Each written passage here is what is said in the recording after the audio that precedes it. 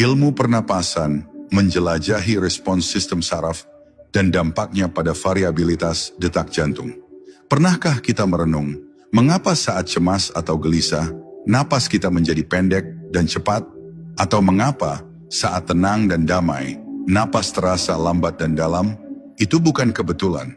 Di balik pola pernapasan itu ada kerja rumit dari sistem saraf yang mengatur seluruh keseimbangan tubuh kita. Ketika para sufi mengajarkan zikir nafas, mereka sebenarnya sedang memandu kita untuk mengatur ulang keseimbangan saraf itu.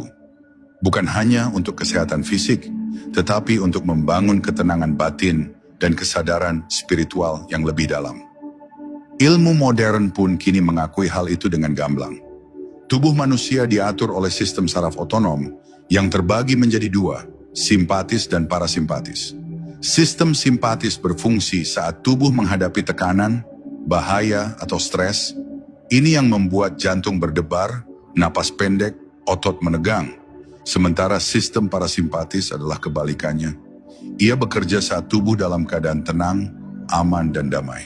Disinilah pernapasan menjadi alat utama untuk mengakses sistem parasimpatis. Ketika seseorang menarik dan menghembuskan napas secara dalam dan teratur, apalagi disertai kesadaran penuh seperti dalam zikir nafas, tubuh akan masuk ke dalam mode relaksasi alami. Gelombang otak melambat, tekanan darah turun, dan pikiran menjadi jernih. Salah satu indikator yang kini menjadi perhatian dalam dunia neuroscience dan psikofisiologi adalah heart rate variability, HRV, variabilitas detak jantung. HRV bukan hanya soal seberapa cepat jantung berdetak, tetapi seberapa fleksibel ritmenya dalam merespons kondisi emosional dan lingkungan. Orang dengan HRV tinggi cenderung lebih tenang, tahan terhadap stres, dan memiliki keseimbangan emosi yang baik. Latihan pernapasan dalam seperti zikir nafas terbukti secara ilmiah dapat meningkatkan HRV. Artinya, latihan ini bukan hanya membawa ketenangan spiritual, tapi juga membangun tubuh yang lebih resilient dan adaptif secara biologis. Para ahli juga mencatat bahwa pernapasan dalam yang diselaraskan dengan ritme hati dan pikiran mampu menstimulasi saraf vagus, saraf terpanjang dalam sistem parasimpatis yang menghubungkan otak dengan hampir semua organ tubuh.